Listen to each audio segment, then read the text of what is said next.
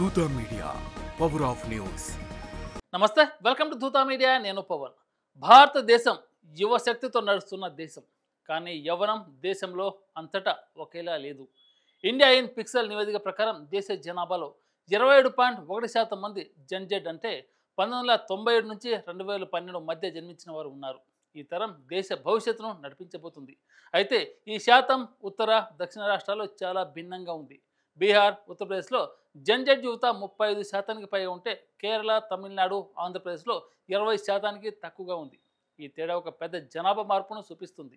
దక్షిణ భారతదేశంలో జెన్జెడ్ ఎందుకు తక్కువగా ఉంది, దీనివల్ల రాజకీయ, ఆర్థిక, సామాజిక రంగాల్లో ఏం జరగనుంది ఈ వీడియోలో చూద్దాం. దక్షిణ రాష్ట్రాల్లో జెన్జెడ్ తక్కువ ఉండడానికి ముఖ్య కారణం తగ్గుతున్న జనన రేటు.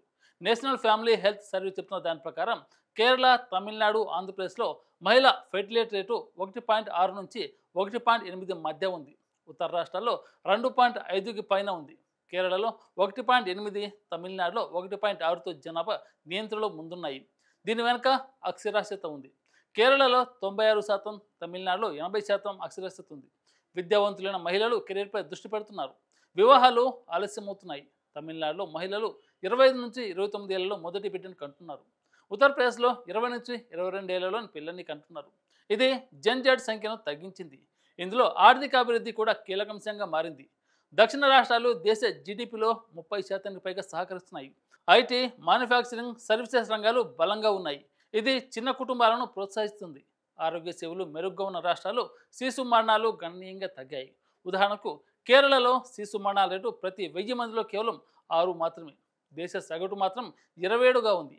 ఈ మార్పు వల్ల కుటుంబాలు 1 లేదా 2 పిల్లలతోనే సరిపెట్టుకుంటున్నాయి. యునైటెడ్ నేషన్స్ అంచనాల ప్రకారం 2025 నాటికి దక్షిణ రాష్ట్రాల్లో వృద్ధుల జనాభా 15% దాటుతుంది. ఉత్తర రాష్ట్రాల్లో మాత్రం అది కేవలం 8%. మరోవైపు బీహార్లో జెన్జెడ్ జనాభా 37% ఉంటే కేరళలో అది 18% మాత్రమే ఉంది. ఇది జనాభా నియంత్రణలో విజయాన్ని చూపుతున్న కొత్త సవాళ్లను తెస్తుంది. ఈ తేడాలు భవిష్యత్తులో దేశాన్ని ఎలా ప్రభావితం చేస్తాయంటే, రాజకీయంగా దక్షిణాది రాష్ట్రాలు పార్లమెంట్లో సీట్లు కోల్పోవచ్చు. 2026 జనగణన తర్వాత తమిళనాడు, కేరళ 20 నుంచి 30 సీట్లు కోల్పోతే బీహార్, ఉత్తరప్రదేశ్ 50కి పైగా సీట్లు పొందవచ్చు. దీని వలన దక్షిణ రాష్ట్రాల ప్రాతినిధ్యం బలహీనమవుతుంది. విద్య, ఆరోగ్య, పర్యావరణ విధానాలు ఉత్తర రాష్ట్రాల ప్రాధాన్యతలకే మలసబడే ప్రమాదం ఉంది. ఈ వ్యత్యాసం సౌత్ వర్సెస్ నార్త్ చర్చను మరింత వేడెక్కిస్తుందని రాజకీయ విశ్లేషకులు ఇప్పటికీ హెచ్చరిస్తున్నారు. ఆర్థికంగా ఉత్తర రాష్ట్రాల్లో జెన్జెడ్ ఎక్కువగా ఉండటం పారిశ్రామిక శక్తిని పెంచుతుంది. బీహార్, ఉత్తరప్రదేశ్లో యువ శ్రామికులు 40% దాటుతారు. ఇది మ్యానుఫ్యాక్చరింగ్, సర్వీసెస్ రంగాల్లో విదేశీ పెట్టుబడులను ఆకర్షించే అవకాశం లేకపోలేదు. మరోవైపు దక్షిణ రాష్ట్రాల్లో వృద్ధుల జనాభా భారాన్ని ఎదుర్కోవాలి. 2030 నాటికి వృద్ధులు 20%కి చేరుతారని అంచనా. ఆరోగ్య సంరక్షణ, పెన్షన్లపై ఖర్చు భారీగా పెరుగుతుంది. వరల్డ్ బ్యాంక్ అంచనా ప్రకారం దక్షిణ రాష్ట్రాల జీడిపిలో 10% వరకు తగ్గుదల వచ్చే ప్రమాదం ఉంది. అయినా ఐటీ, బయోటెక్నాలజీ రంగాల్లో ఉన్న స్కిల్స్, వర్క్ ఫోర్స్ దక్షిణానికి కొంత ఉపశమనం ఇస్తాయి. సామాజికంగా జెన్జెడ్ దేశ ఆలోచనలను, సంస్కృతిని ప్రభావితం చేస్తుంది.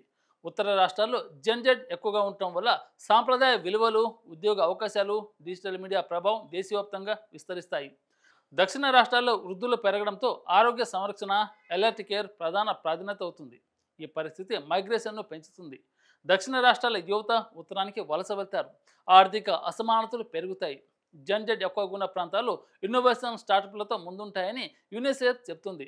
అంటే దక్షిణ రాష్ట్రాలు ఈ అవకాశాన్ని కోల్పోయే ప్రమాదం ఉంది. ప్రభుత్వాలు ఈ జనాభా వాస్తవాన్ని అర్థం చేసుకుని స్కిల్ డెవలప్మెంట్, మైగ్రేషన్ విధానాలను రూపొందించాలి. ఉత్తర, దక్షిణ రాష్ట్రాలు కలిసి పనిచేస్తే మాత్రమే ఈ సవాళ్లను అవకాశాలుగా మార్చవచ్చు. యువశక్తితో ముందుకు సాగాలంటే భారతదేశం ఈ జనాభా మార్పులను నిర్లక్ష్యం చేయకూడదు. For more update keep watching Dootha media. Thank you. For more updates please subscribe Dootha media.